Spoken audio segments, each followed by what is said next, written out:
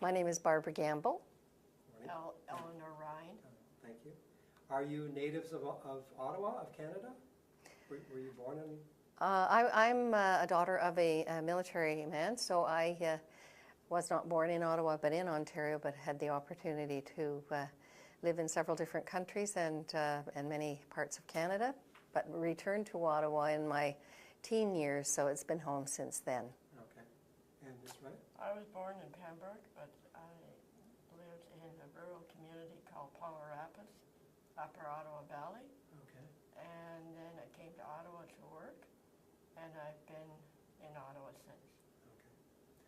Okay. And did you pursue your education in Ottawa? I did.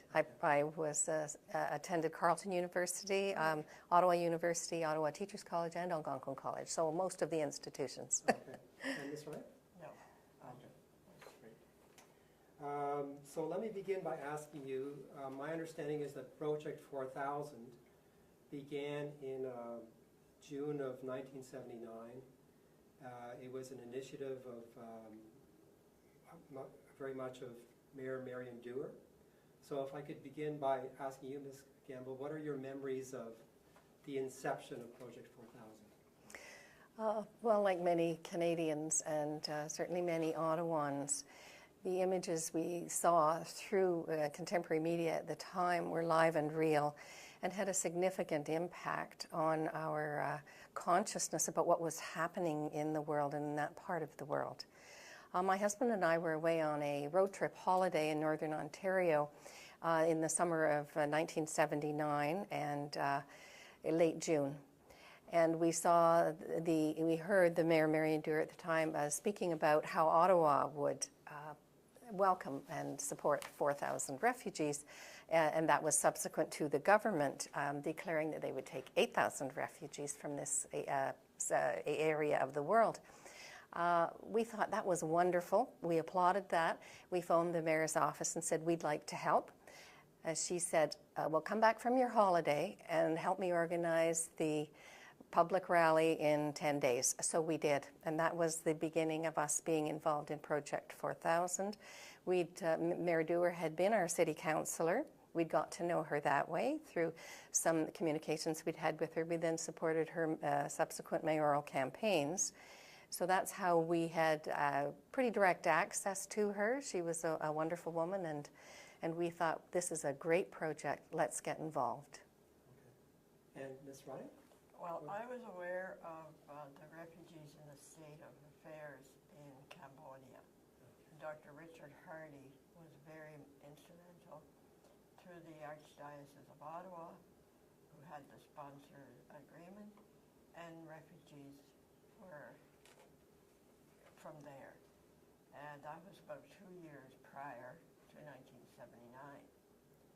So when it came, as Barbara said, in the media, and having known Marion Dewar long before, because she was a public health nurse, very aware of community needs, and my sister Madeline was a public health nurse, so there was a connection. So I immediately called the mayor's office and said, what can I do? So it started right there. Okay. And the big thing was the rally at Lansdowne Park. She had done the groundwork in getting community leaders involved, the churches, community organizations, the media. So as the rally came to date at Lansdowne, it was a massive, massive community support. And then the board of directors was set up. I became a representative on there indirectly as a labor representative, because I was very involved in the labor movement at the time. And eventually there was need for an executive committee, and I became the chair. Okay.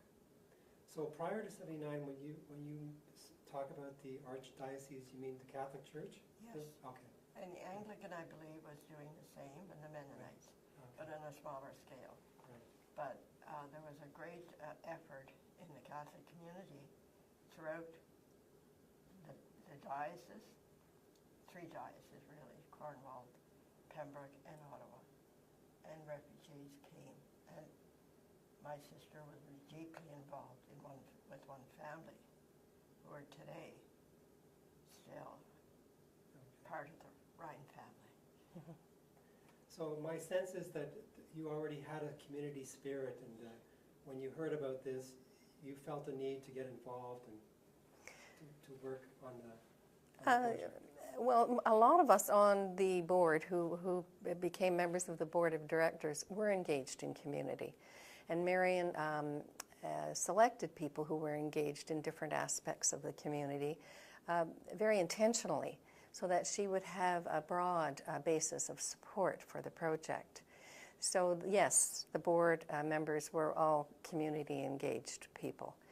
What happened to the rest of the community really happened through a lot of, again, intentional support, and a lot of that was through the media.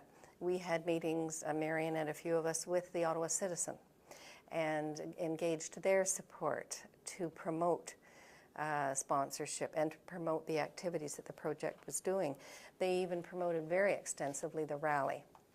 So when the rally happened and we had a lot of strategic ideas about what we would do, and of course they were certainly well met and exceeded the expectations of the organizing committee.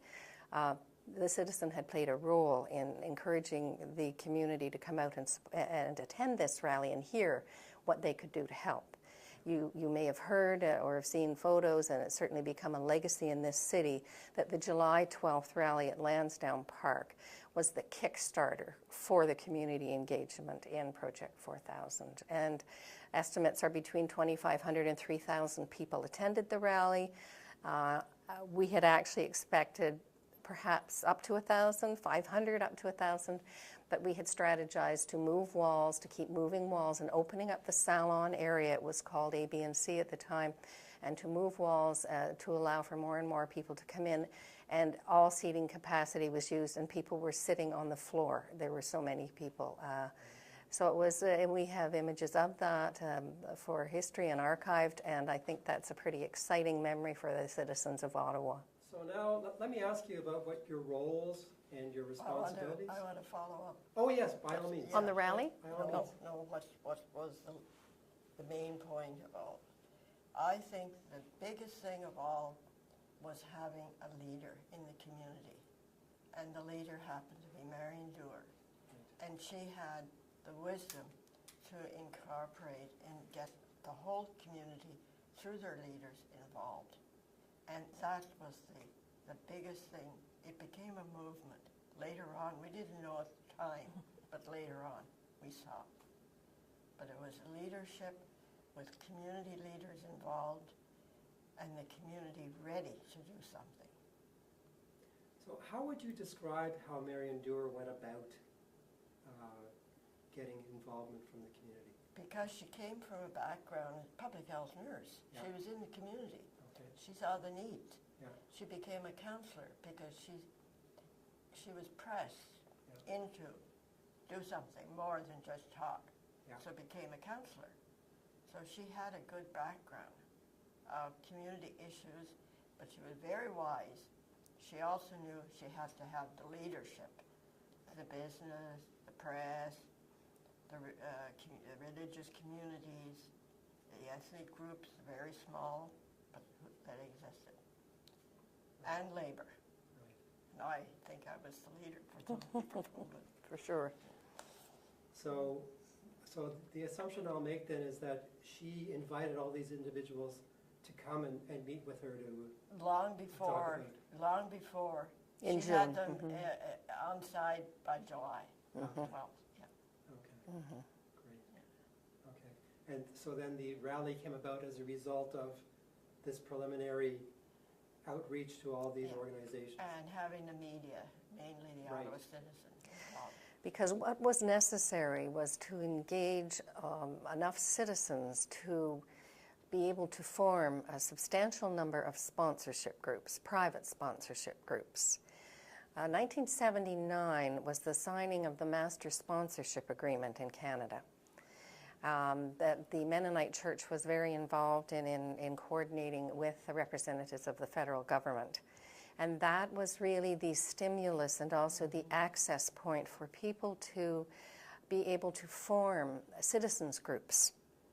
And if they had the resources, financial resources, and an umbrella organization that they could work inside, then they could privately sponsor people they didn't know, had never met, but knew were in need of a new home and a new country to come to.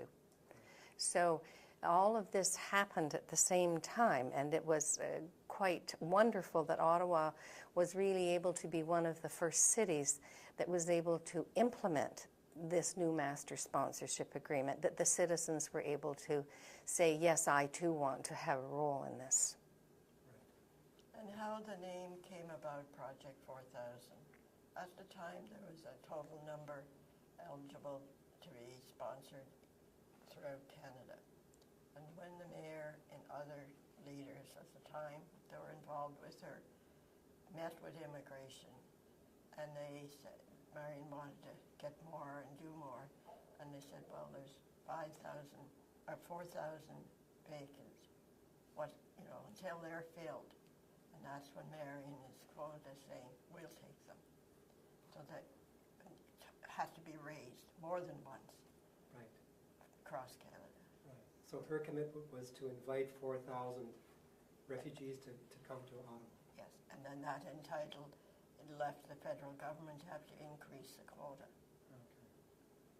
So again, the assumption that I'll make is that federal representatives were watching this happening and became interested in it and joined Marion Dewar in supporting what was going on. The federal representatives were certainly keeping an eye on the community response to this increase that they had made and this support to the Southeast Asian Indo-Chinese communities.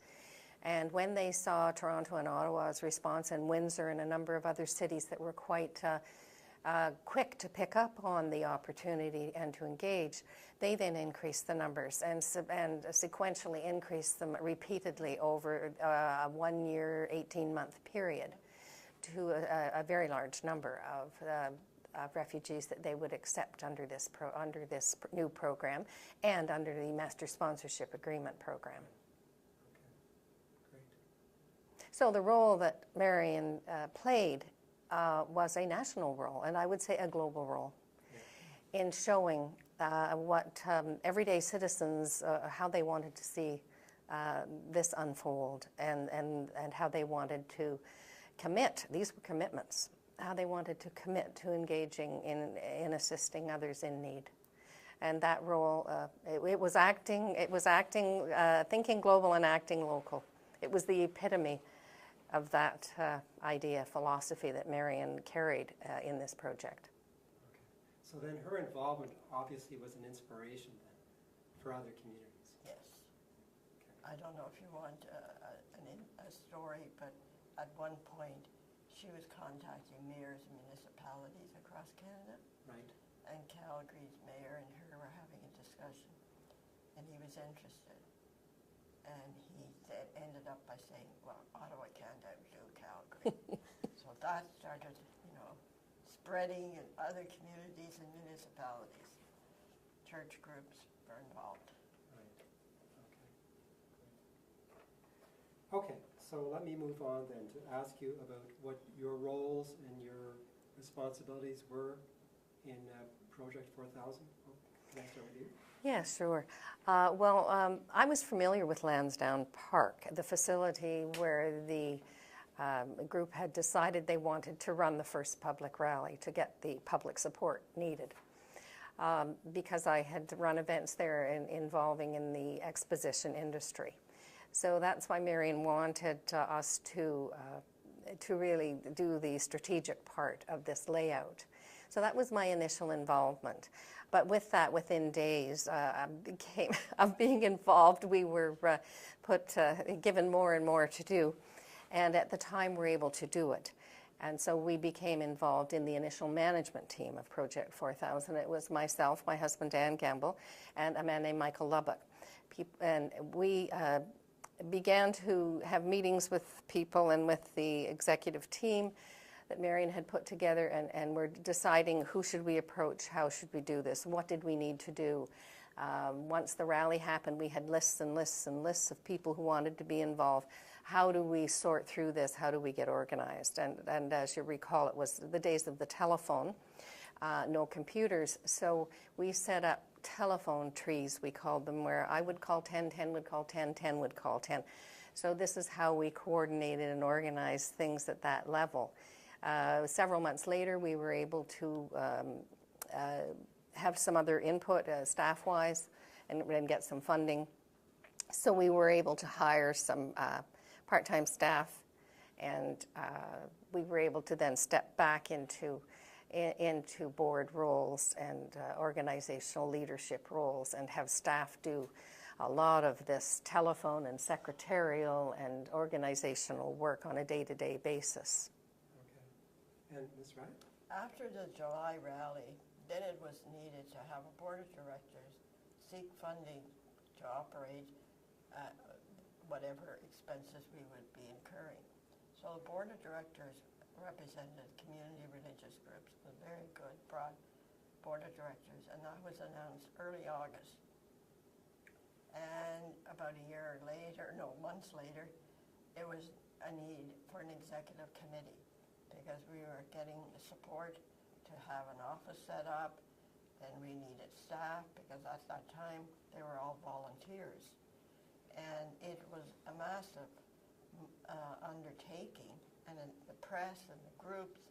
So I played the role as chair of the executive committee, and because I was full-time working, and we had staff and volunteers. That was the group that really did the legwork. Right. But we had to be responsible to the board, and as the chair of the executive committee, three of us, I think, were on the executive committee. We did that. Okay. And can you describe a little bit what the executive committee was formed? Well, it was working to hire the staff.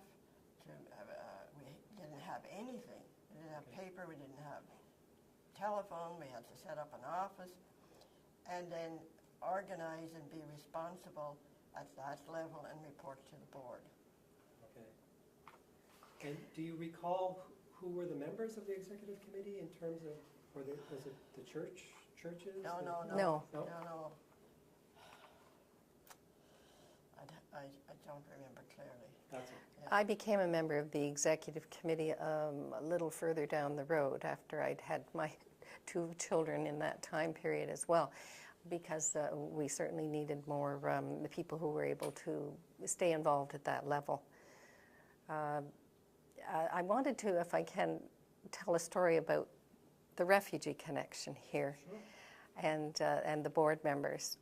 The first flight came in August of 1979, and a few of us were asked by Marion, and who were available, went out to meet them, and it was myself and my husband and Rabbi Don Gerber and Bruce Coburn, because Bruce had been at the rally and one of the entertainers at the rally with his wonderful singing and works. So we got together and went out to the airport together, and it was a great memory to see that first flight come in, and a very moving time for all of us. Yes, it was a long weekend, and there were very few people that could be called and connected to go to the airport, but it truly was a sight and remembrance for all that were there. Right, I can imagine. So when you greeted the individuals that arrived at the airport, were there already plans in place Yes.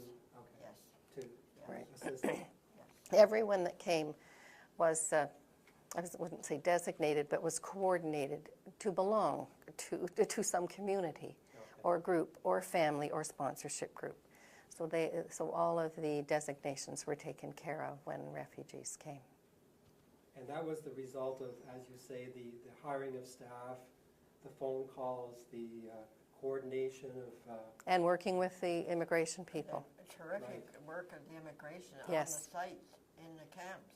Okay. Yes. Right. And the communications back and forth with local sponsorship organizers about when people would be coming.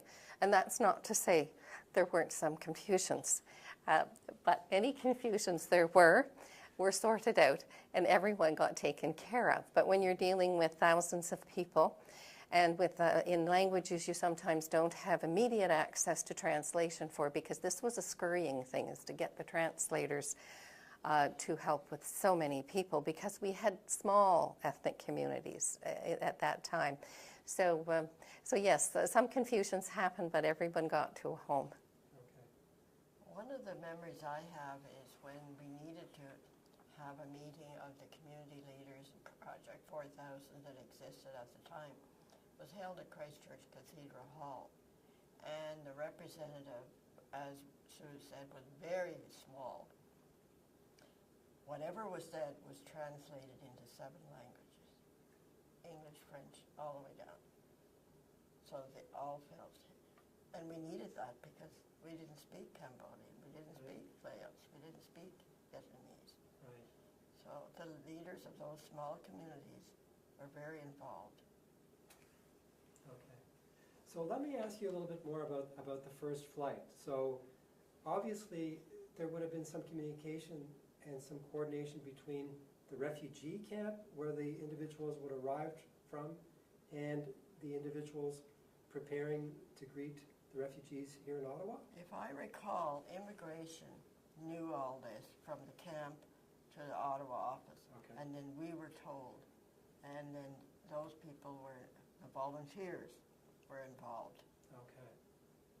That's right, those coordinations between the camp officials and the Ottawa branch would have been organized prior to the volunteer communities going out and meeting or receiving. And you would often receive the refugee family or group at the Catholic Immigration Center or at some other site. They would be taken there on a bus from the airport, and then you would go and meet the family at a specific site.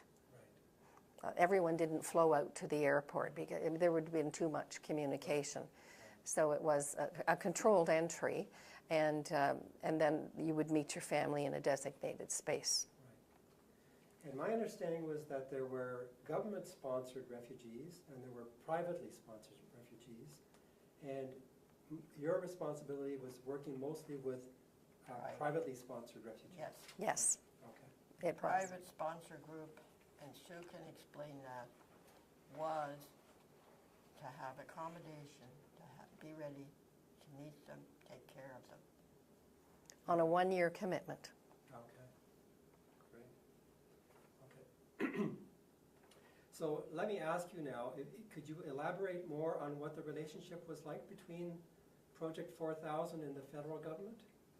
What you recall about the relationship? I recall going to several meetings with the local Ottawa people involved in coordinating refugee intake. And this was around some structural and organizational issues that we had to understand. And sometimes it was around the speed of entry as we went through the first year. But it was an extremely good relationship that we had. Those were my experiences. Sue and a few others who were more involved in that sponsorship area might speak to that, but I do remember going to meetings and having very good relationships with the immigration officials. I didn't attend many of those meetings because I was working full-time, and we had key volunteers and a staff person that took on more of that with the mayor, Right. or her designate. If I might go back to before that question, the talk about how the project, once the rally happened, how we then moved into and communicated and coordinated activities with the broader community. I think it's very interesting to know that it was all volunteers in the community who we would give quite quick training to, but who picked up on it very quickly. We would go out as teams. We would go out with the sponsorship agreement forms that we got from the governments, and government, and then had adapted into even simpler language so we could communicate this to large groups of people. We would go into libraries, offices, churches, community centers, private homes. In the evenings, we'd go out and meet with groups of people who were so keen to sponsor. And that, I think, was the exciting momentum that we all felt. That was the energy. The experience was about, for me looking back, was about energy, a tremendous dynamic community energy, and which became a movement, which has subsequently kept a lot of national sponsorship programs going, is a trace of that energy. And new energies as people, as new generations become involved. And that's a wonderful and beautiful thing to discover in a community. And people sharing with each other and wanting to do something proactive. Okay. And for the groups to have to raise the initial amount that they had to have committed, and if I remember, it was $10,000 for maybe 10 families in that catchment area. That was a lot to do, and they did it. They were determined and wanted to work, and not one group reneged. Okay. Not one sponsor group. That's a pretty amazing, amazing statistic that everyone came through. Yeah. So now that you've talked about that, I'm wondering now, when a refugee family would have been, or a sponsor would have gotten involved with a refugee family, what would have happened then? Would it be like Project 4000 handing off the family to the sponsors, and then the sponsors went off and looked after them themselves, or No. was there a continuing connection with Project 4000? The sponsor group normally ensured they had a nurse, they had somebody financial, they had a volunteer for the material needs they needed, and education, a teacher. And then once they needed beyond that, Project 4000 was the place to go. Did they need a dentist? Did they need a doctor? Did they need boots? Whatever the sponsor felt they needed advice for or help, we had the volunteers and the staff at Project 4000. Okay. And that, the Catholic Immigrant Service, the OCSO, the clothing depot, well, all of that, they grew because they were very involved through Project 4000, with Project 4000. Mm-hmm. Yes, the settlement sector was quite small at the time that Project 4000 was initiated.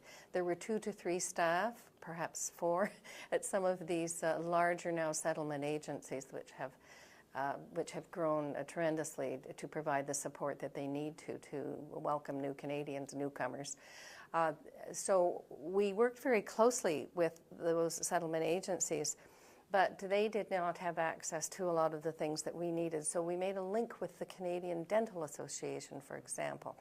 And in fact, the president of that at the time was a sponsor himself. So we just made tremendous connections with professionals in the medical fields, in the social service sector, in the educational sector, through school boards. All of those, our volunteers and our board members at Project 4000 worked very hard to make all those links happen. And people were eager to help. So it was a beautiful experience to see the support that was behind this movement. Okay. I think the settlement sector is certainly learned a lot. The professionals in the sector learned a lot from Project 4000 as the community worked with them to make sure that things would be a smooth transition for newcomers. Okay. And we didn't have internet. We didn't have computers. So the other concern was ESL, if it existed, was very limited. Trying to find work for them. It was not having the language, English or French, much. So the industry, the employers worked hard to fit them in to tasks that they could do. Right. And I wanted to ask you about that. The whole issue of language, I'm sure would have been something interesting to deal with. I'm assuming that the Immigration Department would have provided some English as a second language training, but maybe the sponsors had to do a lot of work in assisting the individuals to learn English or French? Or Yes, that did happen. A lot of the sponsor groups had people in their committees who would be responsible for assisting with language development and language learning. Yeah. And they'd go to their homes, several times a week to assist. There was a small ESL, English as a second language, set up in Ottawa. In fact, I have a family member who was involved in that for 30 years, and it grew substantially along with the other settlement service sector. It had to, for people to have employment and to be able to integrate into the broader community. So it did, and it was an extremely important sector for settlement is language services. And most of the settlement agencies were very involved in that as well, and the school boards. But you're right that we did have to turn, and the government, various levels of government, had to become very quickly responsive for providing funding to assist with settlement services. Okay. So one story I can tell you in the rural community where wood would be the source of heat in the winter, the sponsor group was very concerned because they weren't accustomed to this. A stove with wood, and who did they contact when the neighbor's probably a mile away. So the sponsor group would take turns staying right with them until they became comfortable. Okay. So each sponsor group has to deal with the uniqueness of that refugee family.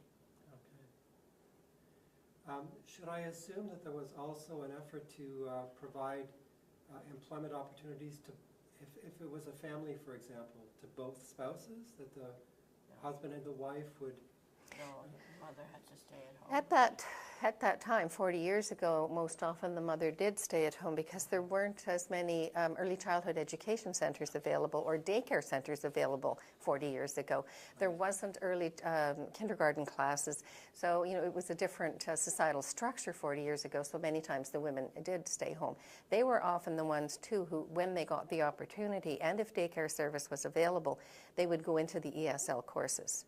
And very quickly, people who were involved in the community saw that need, that there had to be daycare at the ESL centers.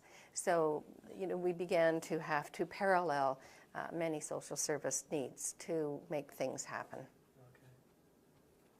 Did you want to add anything? No. And I want to say that the Indo-Chinese community was very quick to pick up the way of the world in Canada and to pick up language and to be eager to learn. And that eagerness was a huge part of the success of their communities. The services were there and they would take advantage of them.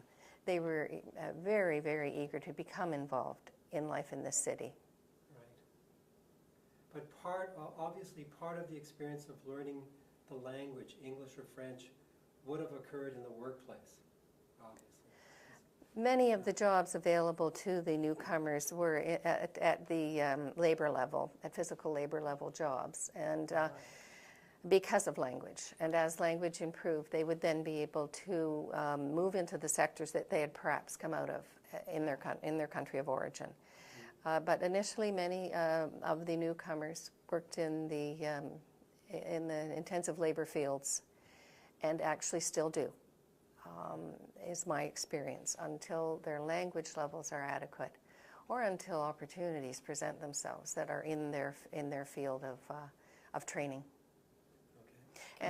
And we do have a training and assessment centers now for newcomers. Yes. And we were looking at establishing those. We have reports about trying to set up assessment centers in 1979-80. We had a group of volunteers working on that, reporting to Algonquin College. So we had these connections of people who were experts in the field at the time, all of a sudden seeing the wheels spin a lot faster, that we had to do a lot more very quickly.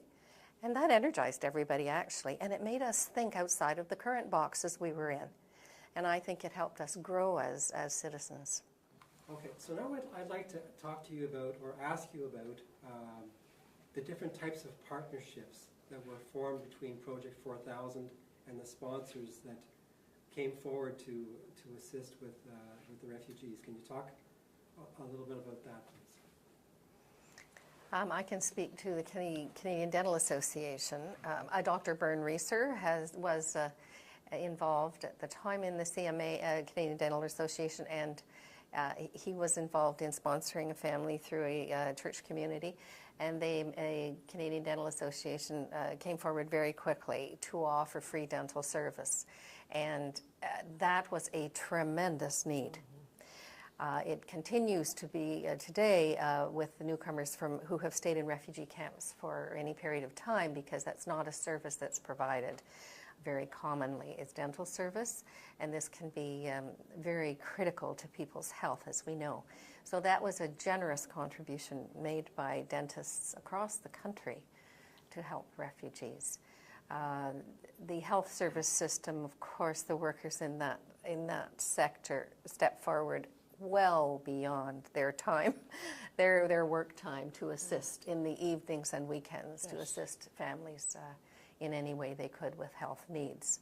And more centers were set up as funding came forward from different government levels. More centers were set up to deal with the newcomer issues.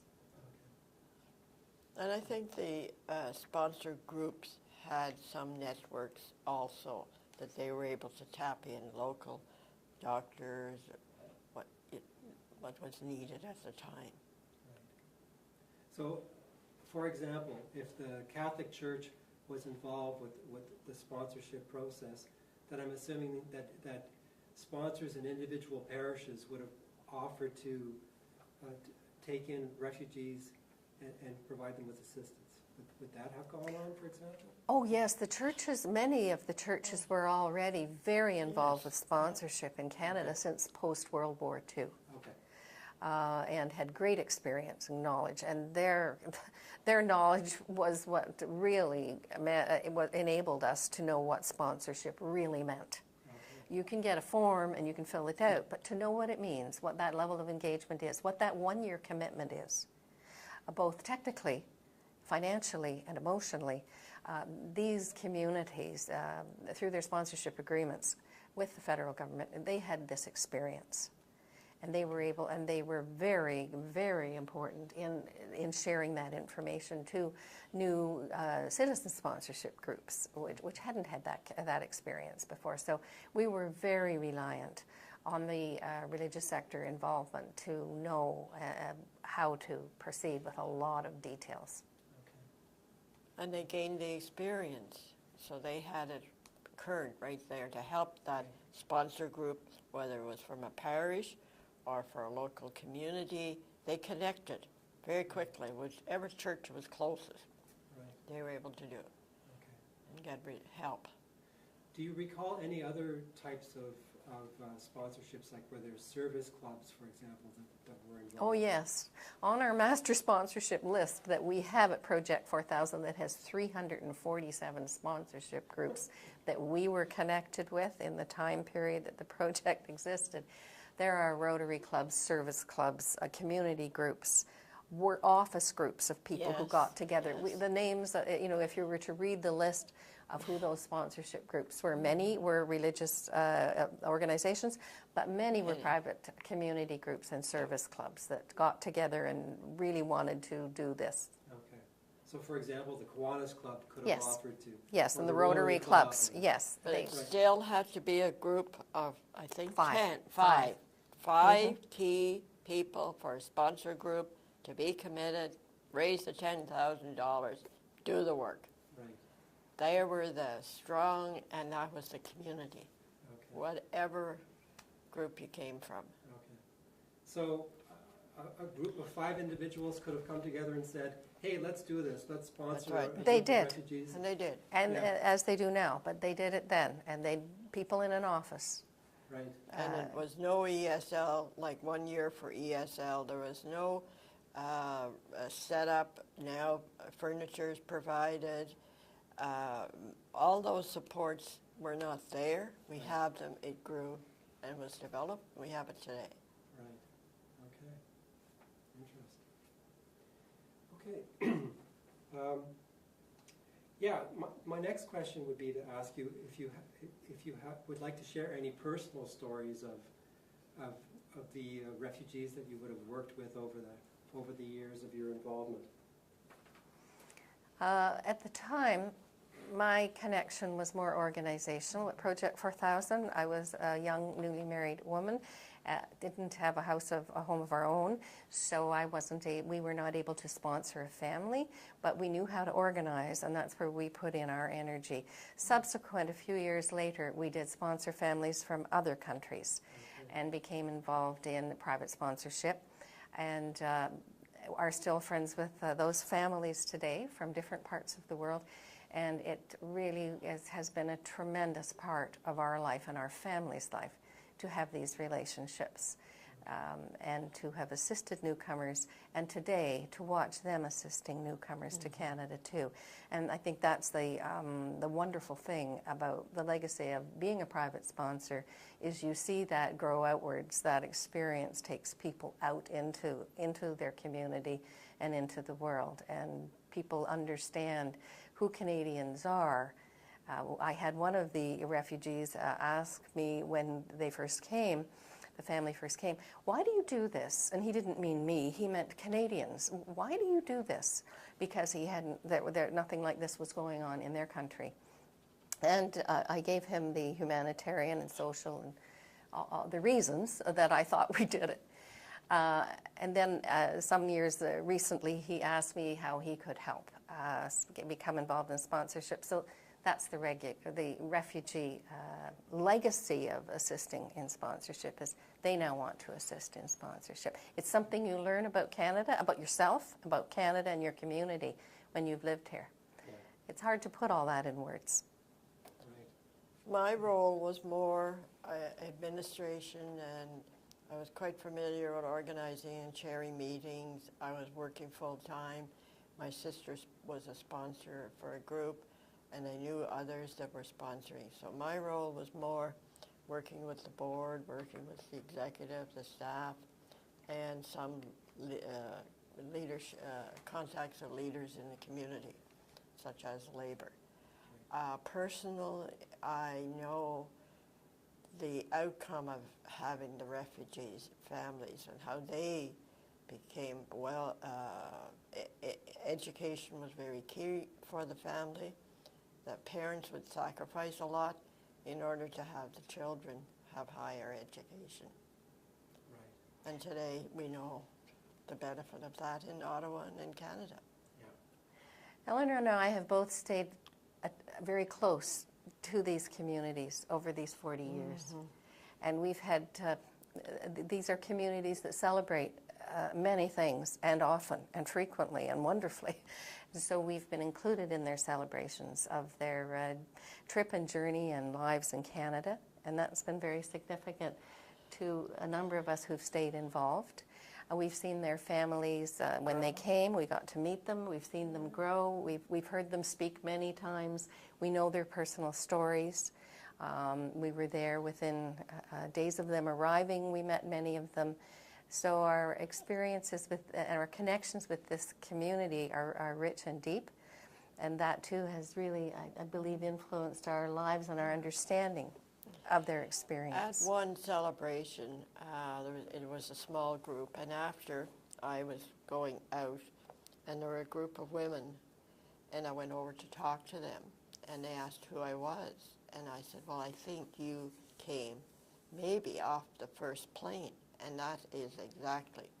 They were there, they were children, they were early adults.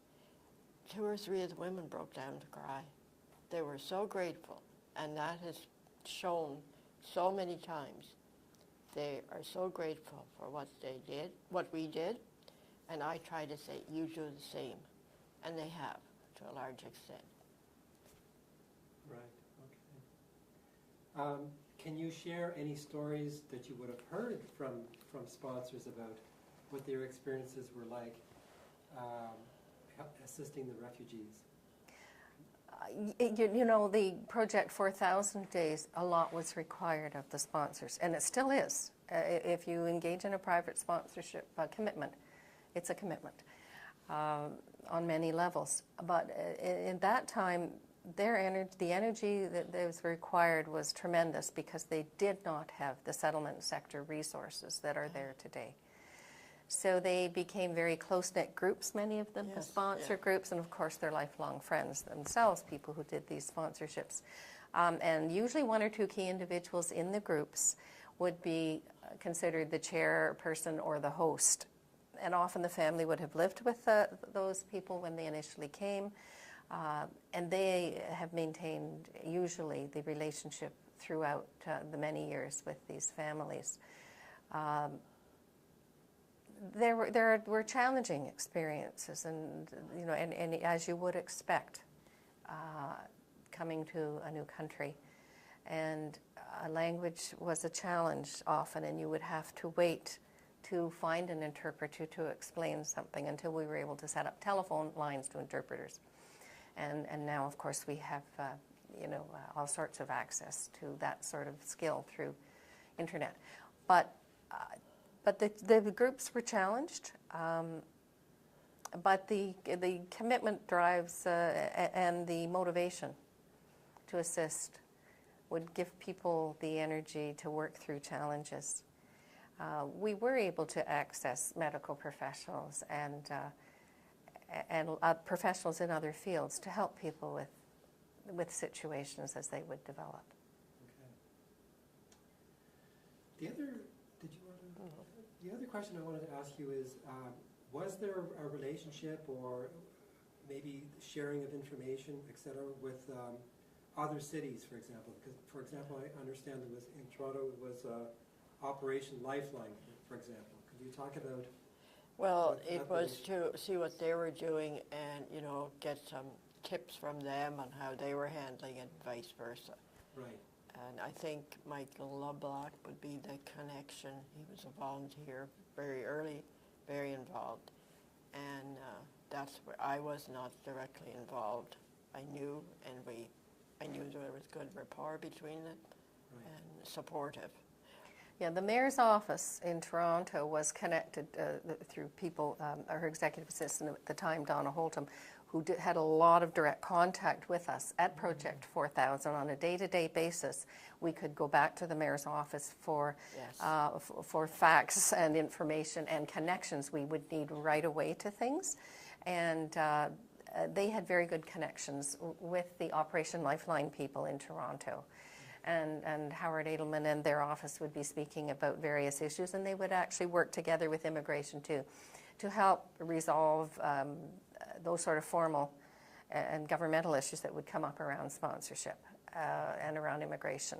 So the chiefs and leaders in cities did get together and did communicate about how this was all happening. It was a national experience, and the leaders did stay in touch around it. And we were very fortunate to have immediate contact with the mayor's office at any time we needed it. So Ottawa at that time was an Ottawa council. We didn't have regional government. Right. So one of the first things, the Marion Dewar, the council, made a commitment to be supportive. So there was some administrative staff, now administration provided for us. We knew who to contact for what, and that was utilized and very, very helpful. The City of Ottawa and the councillors were extremely supportive, which made the task much easier. Okay. So in addition to Marion Dewar, members of council were also interested in They were supportive, and one or two staff were the key contacts. Okay. So we did not take a lot away from the city operations, but we had some connection. Do you recall if there was a relationship between the city of Ottawa and, at that time it would have been the city of Hull? Was there anything going on there between the Gatineau area and in terms of... If I recall correctly, the Quebec government had a different immigration strategy and a different immigration numbers. Yes, that's right. But I think you'd have to look into that history to see how that developed. Okay. We were, actually occasionally we would hear of families moving into Gatineau Yes. because of access to housing at the time, and because the French was a common language in Vietnam, because of the French involvement in the country of Vietnam. So that sometimes worked out, that a refugee family would move into Gatineau. But it became complex around services and things. So people were communicating and trying to sort out those issues at times. Okay. Thank you. It's my understanding that the two of you have been working with Sue Pike to go through all the documents that you've collected over the years concerning the whole Southeast Asian experience. Can you talk a little bit about what that's been like, to go through all the paperwork? I'll turn this over to Eleanor and give her credit for being the master storage person of all these documents for the last 40 years. Eleanor knew what they were. She knows what the files are. And we've had communications with the City of Ottawa Archives, and they are interested and would like to have these materials for future research and study. So we are in the process of coordinating those file boxes now, just to make sure we know what's in them all and the resources. It's exciting, and it's a trip down memory lane for us to go back through them and see what was done by the people of this community.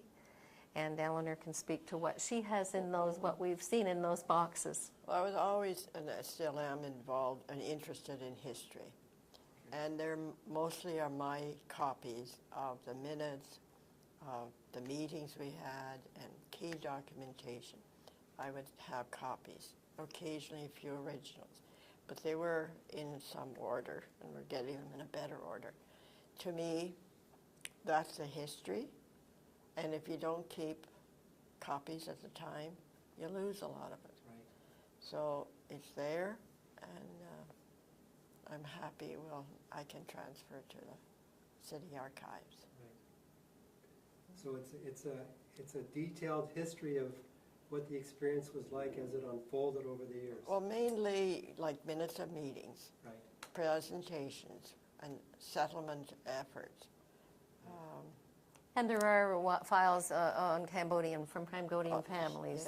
Yeah, that's a big box. Their applications to Canada through the Catholic diocese at the time in 79, and even some might have been 78, but mostly 79, direct contact with letters, handwritten letters and photographs from families in refugee camps.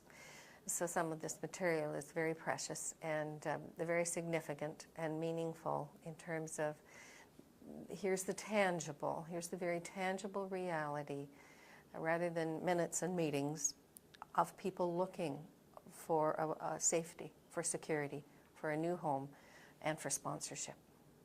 I think this effort that you're doing pulls together what went on at the camps, like Malloy, what was in the country in Canada, Ottawa, and it's a great history story. So I don't want to forget to ask you, at the time, in 1979, were there immigrant organizations that were already set up to help to deal with the, for example, did the Ottawa Carleton Immigrant Services exist? It did exist. Okay. They had 3 to 4 staff. I think they had maybe a maximum of 5 at OCISO at the time. Okay. And the Catholic Immigrant Services did exist as maybe well. 2 or 3. Yes, maybe. There were volunteers. Yes, Okay. But very rapidly, those numbers grew within a 12-month period. Oh, okay.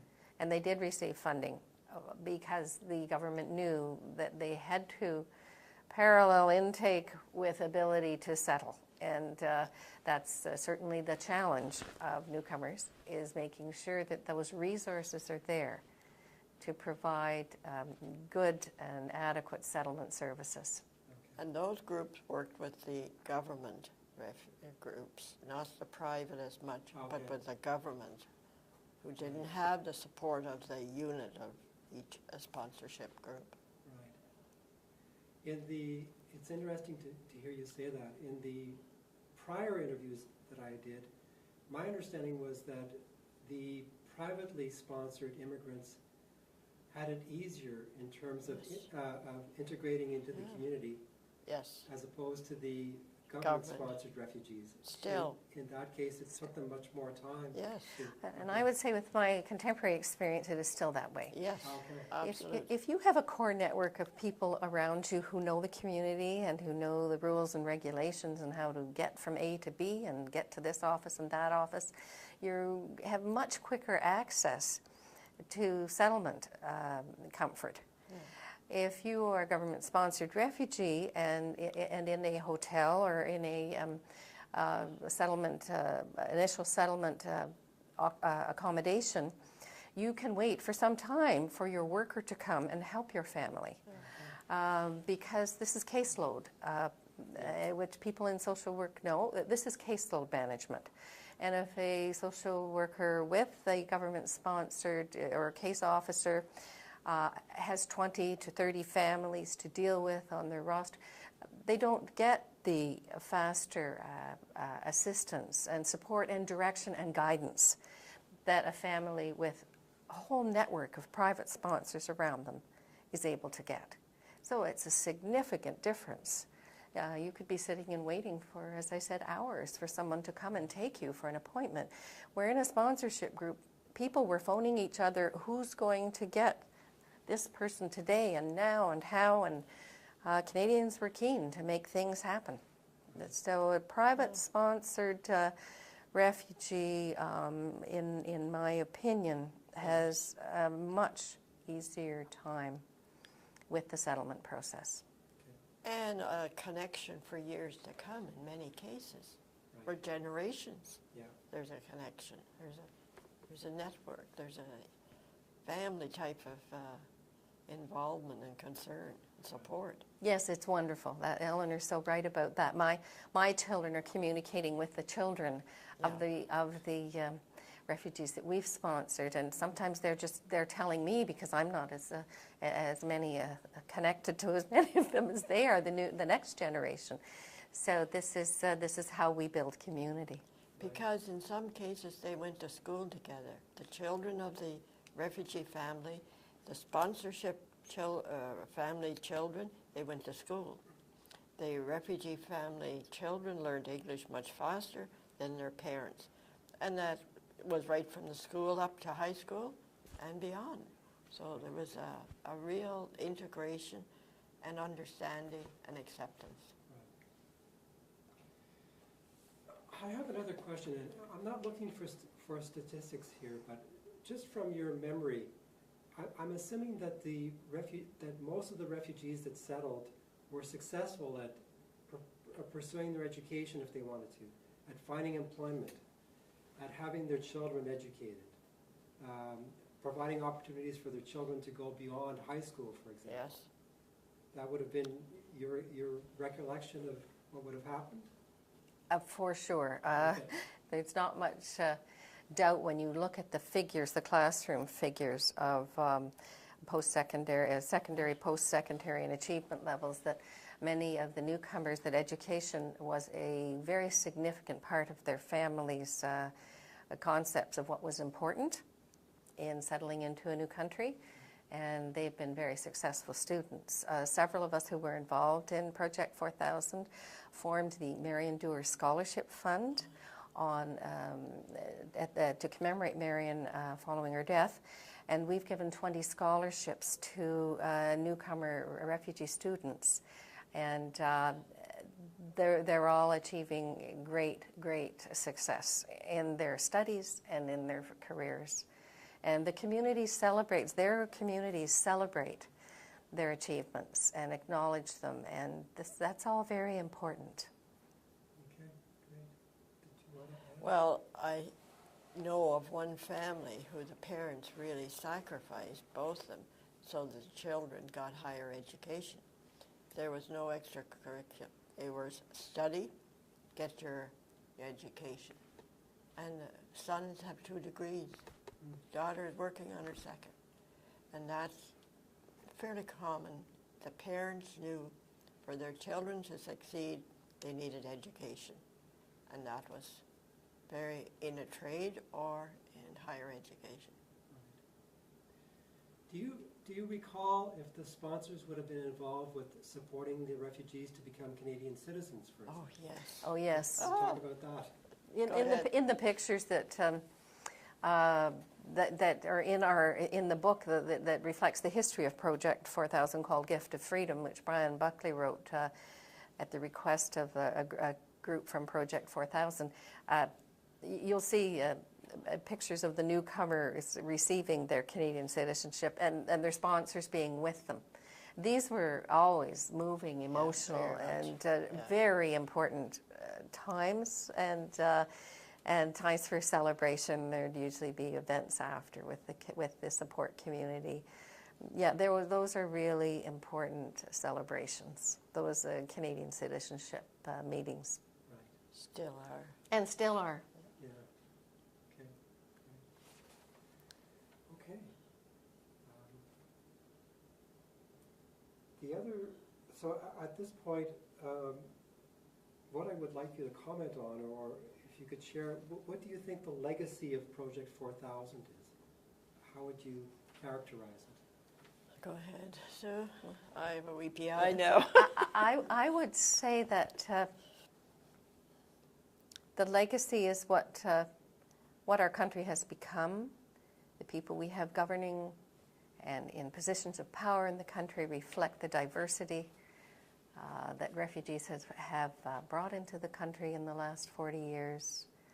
I think that the Vietnamese and Cambodian and Laotian communities have taken on great responsibilities and leadership at all levels of government and in all levels of community, from the celebrations to the management's commercial operations, to education, generosity in many ways in community giving. We see that in many sectors of our city. The legacy is that people continue to do this. They continue to privately sponsor refugees. They continue to know that this is what they want to do and that they can make a difference. And the newcomers themselves, after they've settled somewhat, acknowledge and realize that this is how you build a positive, creative, intercultural country. I think at a local level, we saw Ottawa in particular change, and it's grown, and the refugees made a change to our community. I find them very, Southeast Asian refugees, the Kosovo refugees, very, very grateful of what we have done, what Canada has provided. I was not involved so much with the last wave, but the other Project 4000 and the Kosovo. So what they have given back to us, Marion Dewar always said, it's you giving back to us that we'll grow as a great city, community. There's 2 more points I'd like to comment on, if I can. Marion Dewar's legacy was building a caring and inclusive community. Those are the things that those of us who worked with her remember. And all of what that caring and inclusiveness means, which is complex and challenging sometimes. But that is the legacy, and that is what we move forward with in hope, in a spirit of hope. The courage of the refugees, when it met with the compassion of Canadians, was what created this power, this dynamic, and that we could continue to do, that we would do this, and that we could continue to do it. And today we see Refugee 613, which is the Syrian movement, to support refugees from that section of the world, and to connect and inspire Canadians and Ottawans and Canadians to continue to do this and to collaborate together to build healthy communities is Marion's legacy in this city. And I think it's something we should all be very proud of. And I'm glad that so many Ottawans are supporting these ongoing and new movements of welcoming into our city. Well, I think Sue has covered it. Barb, I call you Sue, isn't that awful? I think it's, we have built a different type of city, and that's good. When we look at the world around us, you know, there's a lot of turmoil. If we can, you know, in some way make it better for some families, I think that's a great privilege. And the community individually, you know, do their support in helping finding a job for somebody that's new to Canada. That is a nice thing to have recognized. I'd like to ask you another question, and that is, in my sense is that the immigration of Southeast Asians in Ottawa at that time, from 1979 to about, my understanding is 1983 and beyond, it was significant. And because of its significance, there must have been lessons that were learned by the local agencies and by the federal government to help them with what would have happened in the future in terms of inviting refugees to come to Canada. What to you would be the most important lesson? I was very involved in the Kosovo when the refugee situation came in Kosovo. 4 or 5 neighbors, we sat down and said, we got to do something.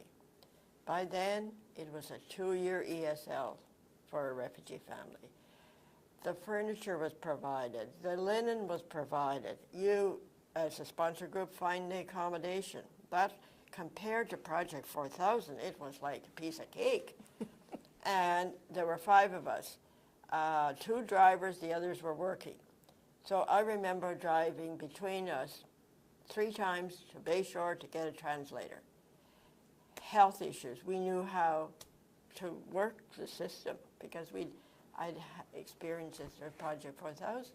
And I think it was much, much easier thanks to the federal government, and the agencies in the city had grown tremendously, and there was a lot of more support. There was a translation service for 23 languages we didn't have when Project 4000 started. So all of that, and it was a true experience. And to this day, one of the families we did sponsor 2. We intended 1. Immigration said, "Oh, here's another one." To this day, that one family consider me their closest support there is, and it's unreal how it's good to feel that they are part of the family. I'm part of their family, and me with them. And that's happened, I'm sure, in other cases.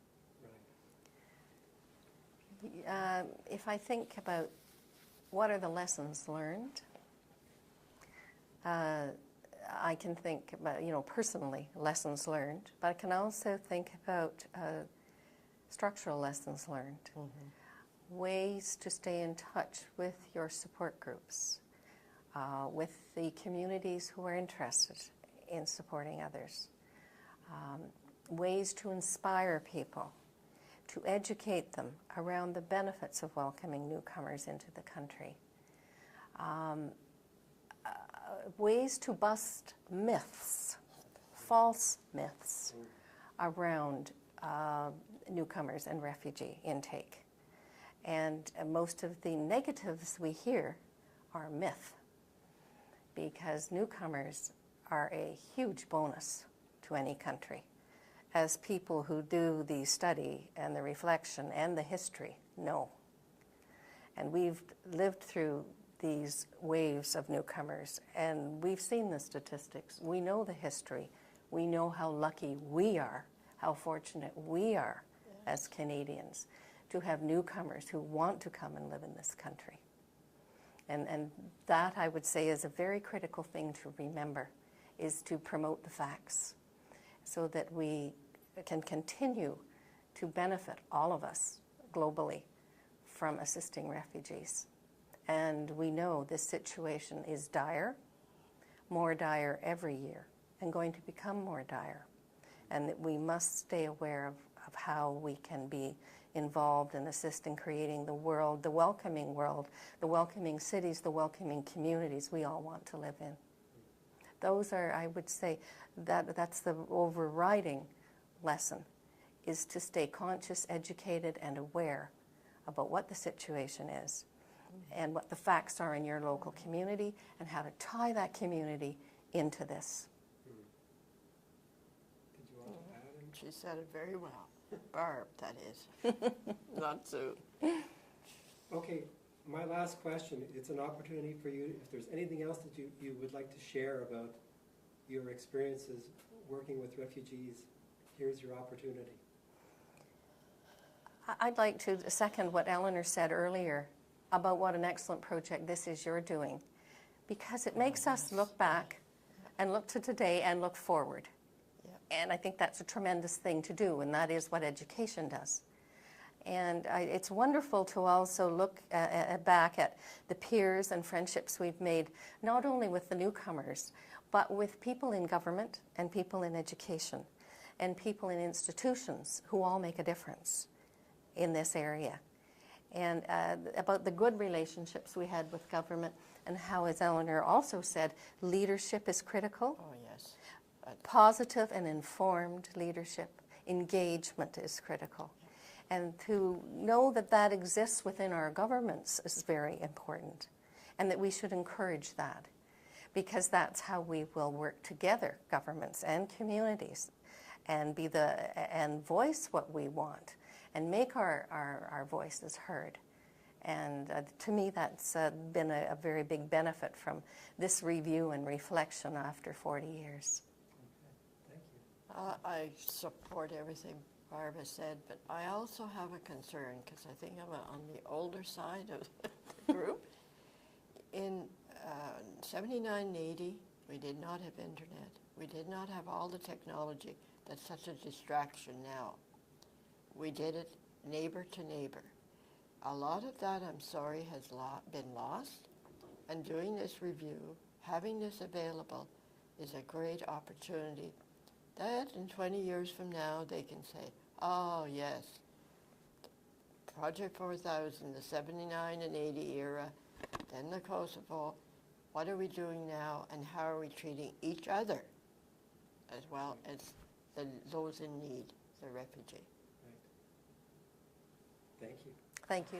Okay, you brought in a very interesting document. If you could tell us a little bit about what it's about, we'd be very interested to hear it. Please. Okay, this is a photocopy of the original sponsorship group list that we created at Project 4000.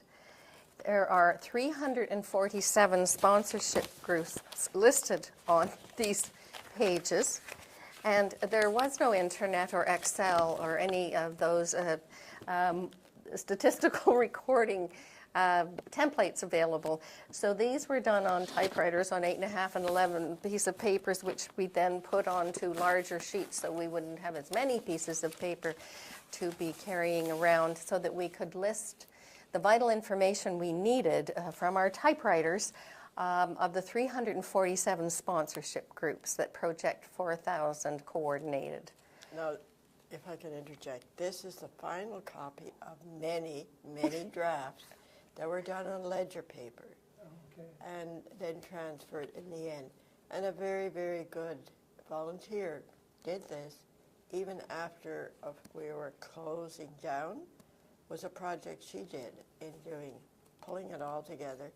Doris Reed was a massive, very dedicated volunteer. Right, so she put this together for us, and what this tells us is the the family name of the refugee family, the number of people in the family, the sponsor's name and address, or the contact sponsor, because there always had to be a contact sponsor, their name and address, and vitally their phone number, since there were no emails, because all of the connections were done by phone, and Eleanor and I can recall, I know, sitting on the phone many hours into the wee hours of the night talking to people and organizing things, and you felt like your phone was glued to your ear. Now it's a cell phone, but the original home phones. So that is this very vital information that, of course, is now statistically documented in other more efficient ways, but this was a critical piece of information. And that, I think, shows is the tangible part, the very tangible part of the lives of people who were affected by Project 4000 directly and became newcomers and Canadian citizens, and such a big part of our city. It's like the product of 4,000, this list. It has history and future, where they went from their arrival. Thanks very much. Very welcome. Appreciate it.